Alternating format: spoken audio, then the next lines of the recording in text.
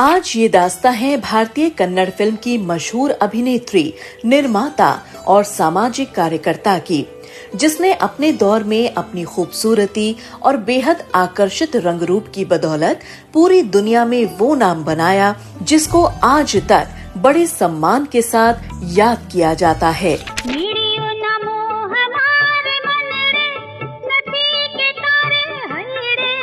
इस अभिनेत्री की जिंदगी में ऐसा क्या हुआ था कि हिंदी सिनेमा के 111 सालों के इतिहास में ये एक ऐसी इकलौती अभिनेत्री थी जो देश के लिए शहीद अभिनेत्री कहलाईं। इस अभिनेत्री को भारत सरकार ने किस जुर्म में गिरफ्तार करके 8 महीने जेल में डालकर दी दिल दहलाने वाली सजा। जेल में इस अभिनेत्री के साथ ऐसा क्या हुआ था कि इनको रहना पड़ा था अपने ही मलमूत्र में, और क्यों इस अभिनेत्री को जेल में किया गया था सबके सामने एकदम नंगा। As a woman comes in, she is stripped naked in front of everyone else. क्यों भारत की प्रधानमंत्री इंदिरा गांधी ने ढाए इस अभिनेत्री पर वो जुल्म जिनको सुनकर पूरी दुनिया की महिलाओं में बैठ गया डर, और कैसे इस अभिनेत्री की मौत के लिए आज भी भारतीय इतिहास में काले अक्षरों से लिखा गया इंदिरा गांधी का नाम। बताएंगे आपको और भी बहुत कुछ शर्मनाक और अपमानजनक जिंदगी और मौत की दास्तां। आप बने रहिए हमारे साथ वीडियो के अंत तक। आज हम अपने इस शो में बात करने जा रहे हैं एक ऐसी अभिनेत्री की जिंदगी के बारे में जिसे भले ही आज दुनिया ने भुला दिया हो, लेकिन भारतीय राजनीति और भारतीय लोकतंत्र में इस अभिनेत्री के नाम को हमेशा याद रखा जाता है। इस अभिनेत्री के नाम से आज भी क्यों भारतीय संसद गूंज उठता है, क्यों इस अभिनेत्री के नाम पर गांधी परिवार को काले अक्षरों में काला धब्बा माना जाता है, क्यों इस अभिनेत्री की जिंदगी से ज्यादा इनकी मौत बन गई पूरी दुनिया में चर्चा का विषय। इतनी महान और शहीद कहलाई अभिनेत्री कोई और नहीं बल्कि वो थी कन्नड़ और हिंदी सिनेमा की एक्ट्रेस स्नेहालता रेड्डी। नमस्कार, आप सभी का स्वागत है बॉलीवुड नॉवेल के इस एपिसोड में।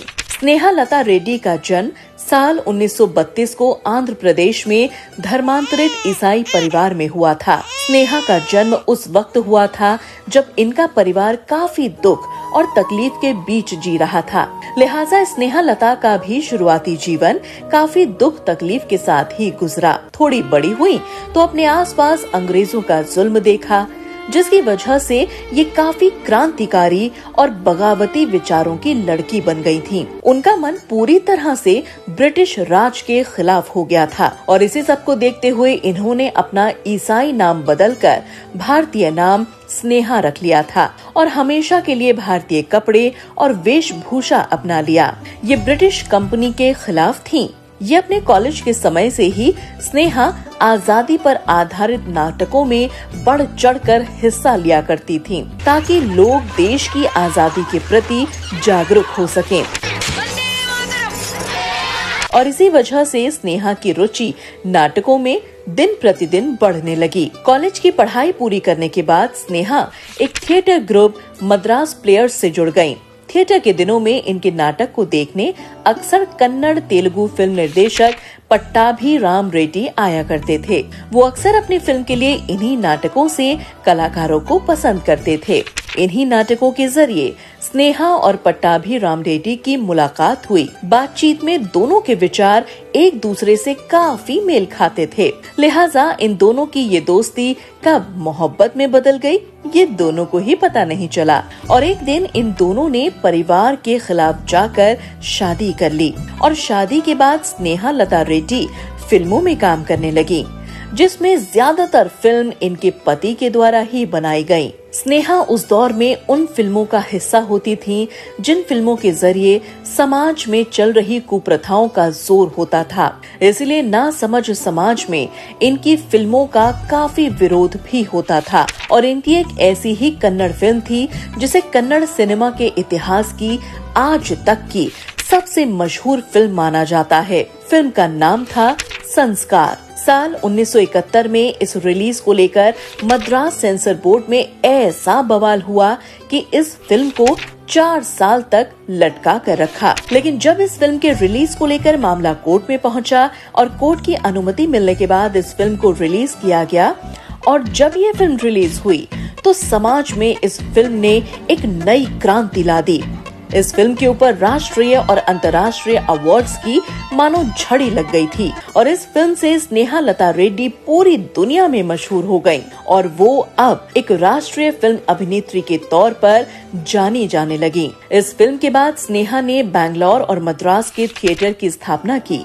इन थिएटर के जरिए पूरे समाज और देश की महिलाओं के प्रति हो रहे अत्याचार, कुप्रथाओं को उजागर किया जाता था और स्नेहा इन सब में सबसे आगे रहती थीं और इसी वजह से इनकी इमेज अभिनेत्री के साथ साथ सामाजिक कार्यकर्ता की भी थी। इनके इन्हीं कामों की चर्चा राजनीति के बड़े लोगों के बीच होती थी और इसी राजनीति में एक नाम था जॉर्ज फर्नांडिस, जो भारत की राजनीति के एक मशहूर समाजवादी नेता हैं। स्नेहा लता रेड्डी और जॉर्ज फर्नांडिस की दोस्ती काफी अच्छी थी, लेकिन स्नेहा लता रेड्डी को क्या पता था कि ये दोस्ती आगे चलकर उनकी जिंदगी को पूरी तरह से बर्बाद और नरक बना देने वाली थी। 25 जून 1975 की वो काली रात, जिस दिन देश में वो हुआ जिसकी किसी ने भी कल्पना नहीं की थी। 25 जून 1975 को देश की पूर्व प्रधानमंत्री इंदिरा गांधी ने रेडियो पर देश को संबोधित करते हुए देश में आपातकाल लगाने की घोषणा की। भाइयों और बहनों, राष्ट्रपति जी ने आपातकाल की घोषणा की है। इससे आतंकित होने का कोई कारण नहीं है। इस आपातकाल में देश के सभी नागरिकों पर देश के खिलाफ बोलने की पाबंदी लग गई। देश की राजनीति से जुड़े बड़े छोटे सभी नेताओं अभिनेताओं को जबरदस्ती पकड़कर जेल में डाल दिया गया। कुछ नेता मौके का फायदा उठाकर कहीं अंडरग्राउंड हो गए और उन्हीं में से एक थे जॉर्ज फर्नांडिस। दरअसल जॉर्ज फर्नांडिस का पकड़ा जाना इसलिए जरूरी था क्योंकि जॉर्ज फर्नांडिस आपातकाल से पहले ही रेलवे कर्मचारियों के लिए बेहतर काम, बेहतर वेतन को लेकर इंदिरा गांधी सरकार के खिलाफ हड़ताल कर चुके थे और ये हड़ताल दुनिया की सबसे बड़ी हड़ताल थी।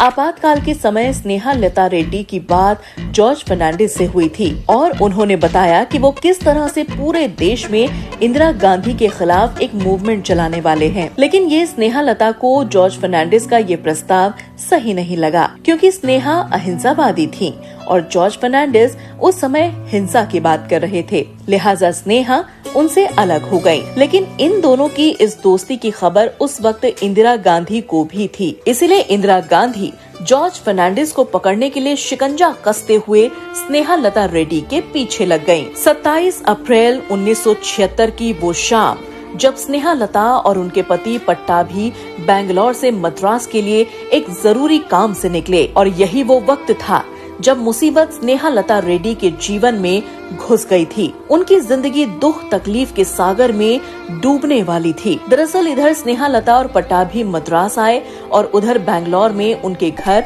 पुलिस पहुंची और उन्होंने स्नेहा लता के बारे में उनके बेटे और बेटी के साथ साथ बूढ़े माता पिता को कठोरता के साथ पूछताछ की और पूरे घर के एक एक सामान को तोड़ फोड़ दिया। उनके घर में हो रहे इस तांडव से स्नेहा लता बेखबर थीं। तो ऐसे में उनके एक पड़ोसी ने स्नेहा लता रेड्डी के बैंगलोर वाले घर पर फोन करके उनको सारी सूचना दी। सूचना मिलते ही दोनों पति पत्नी मद्रास से बैंगलोर के लिए निकल गए और जैसे ही स्नेहा लता रेड्डी घर पहुंची तो देखा उनके परिवार को पुलिस बेबुनियाद तरीके से उठा कर ले गई। लेकिन जैसे ही स्नेहा लता रेड्डी पुलिस के पास अपने परिवार को छुड़ाने पहुंची तो पुलिस वालों ने परिवार को छोड़ दिया और स्नेहा लता रेड्डी को पूछताछ के नाम पर वहीं रोक लिया। 3 दिन के मानसिक तनाव को झेलते हुए परिवार और खुद स्नेहलता रेड्डी को कुछ पता ही नहीं चल रहा था कि आखिर ये सब क्या और क्यों हो रहा है। पट्टाभी रेड्डी ने जब स्नेहलता के बारे में पता किया तो उनको पता चला कि उनकी पत्नी को पुलिस ने बड़ोदरा डायनामाइट केस में आरोपी बनाया है। पुलिस के मुताबिक स्नेहलता संसद भवन, कुछ मंत्रालयों और दिल्ली की कुछ प्रमुख इमारतों को बॉम्ब से उड़ाने की साजिश रच रही थी। और इसके साथ साथ इनके ऊपर मीसा एक्ट भी लगा दिया। मीसा एक्ट वो एक्ट था जिसमें इमरजेंसी के समय सरकार के खिलाफ बोलने वाले किसी भी इंसान को पकड़कर जेल में डाल दिया जाता था। लेकिन अभी तक स्नेहा के साथ जो हो रहा था वो सिर्फ एक दिखावा था। असल में तो इंदिरा गांधी स्नेहलता के जरिए जॉर्ज फर्नांडिस का पता लगाना चाहती थी, लेकिन स्नेहलता जॉर्ज फर्नांडिस के बारे में कुछ भी नहीं जानती थी। लिहाजा उनसे जॉर्ज फर्नांडिस के बारे में जानकारी जुटाने के लिए सरकार ने उनके साथ जुल्म का वो खेल रचा कि किसी की भी रूह कांप जाए। सबसे पहले स्नेहलता रेड्डी को बैंगलोर की सेंट्रल जेल में ले जाया गया, जहां इनको सभी और लोगों से अलग काल कोठरी में बंद कर दिया गया। इस काल कोठरी में हमेशा अंधेरा रहता था और इसमें एक इंसान का शरीर पूरी तरह से आता भी नहीं था। और इसी छोटे से बैरक में ही इंसान को मल मूत्र के लिए सिर्फ एक छेद होता था और जहाँ कीड़े मकोड़े और मच्छरों की भरमार थी। अब आप खुद ही कल्पना कीजिए कि इतनी भयावह सजा में स्नेहलता ने कैसे रखा होगा अपने आप को, जबकि स्नेहलता रेड्डी को सांस लेने में दिक्कत होती थी क्योंकि वो अस्थमा की मरीज थी। स्नेहलता रेड्डी उसी काल कोठरी में थी और उसी में वो मलमूत्र भी कर रही थी। बदबू और मलमूत्र में सनी होने के कारण स्नेहलता रेड्डी बेगुनाह होकर भी नरक से बदतर सजा भुगत रही थी। उनकी ये सजा यहीं खत्म नहीं हुई। इसी जेल में एक टॉर्चर रूम भी था जहां स्नेहलता रेड्डी को ले जाया जाता था, जहां पूछताछ के नाम पर उनसे उनके बदन से कपड़े उतरवाए जाते, मना करने पर उनको मारा पीटा जाता।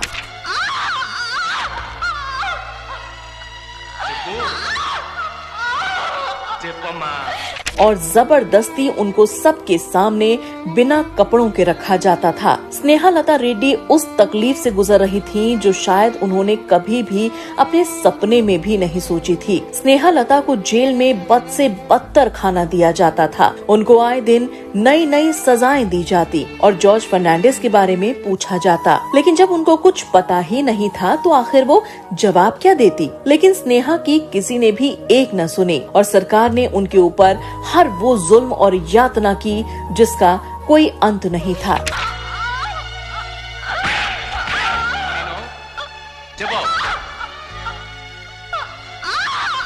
इनकी इसी जेल में अटल बिहारी वाजपेयी, लाल कृष्ण आडवाणी जैसे बड़े नेता भी बंद थे और वो लोग अभी अक्सर दूर कहीं जेल में आधी रात को एक महिला के दर्द में चीखने दहाड़ने की आवाज सुनते थे, जो उनको बाद में पता चला था कि वो आवाज स्नेहलता रेड्डी की होती थी। इतना जुल्म और यातना झेलकर स्नेहा मानसिक और शारीरिक रूप से कमजोर हो गई थी। उनको अस्थमा की वजह से काफी तकलीफ झेलनी पड़ रही थी। वो इतने दर्द में थी कि उनको अस्थमा के अटैक आने लगे, जिसकी वजह से वो तड़पने लगी, बिलखने लगी। लेकिन जेल के अधिकारी इतने निर्दयी और जल्लाद थे कि वो स्नेहा को कोई भी स्वास्थ्य संबंधी दवाएं नहीं देते थे। उधर स्नेहलता रेड्डी का पूरा परिवार परेशान था। किसी को कुछ पता नहीं था कि स्नेहा के साथ जेल में आखिर क्या हो रहा है। लेकिन 8 महीने बीत जाने के बाद एक दिन स्नेहलता रेड्डी के घर में एक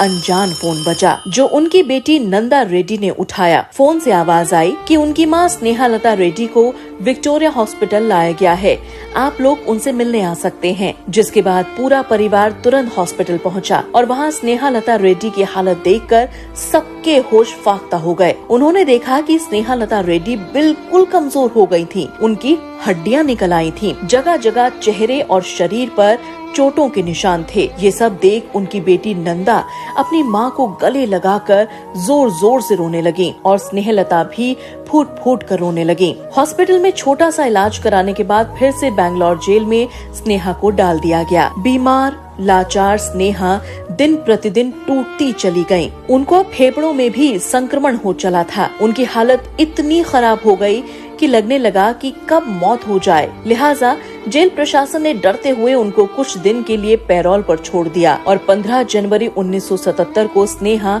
जेल से बाहर आ गयी। एस्थमेटिक कोमा में जाते जाते जब उनकी हालत बिगड़ी तो पैरोल पर उनको 15 जनवरी 77 में छोड़ा। लेकिन स्नेहा लता बाहर आने के बाद भी जेल में उनके साथ हुए जुल्म के कहर के बारे में सोचती रहती और दोबारा जेल जाना पड़ेगा, इस बात से ही वो पूरी तरह से कांप उठती। और इसी सब सोच और कश्मकश में 20 जनवरी 1977 को जेल से छूटने के 5 दिन बाद ही उनकी मौत हो गई और स्नेहा हमेशा हमेशा के लिए उस जुल्म और नर्क की दुनिया से अलविदा कह गई। वो जिंदगी की जंग को हार गई थी।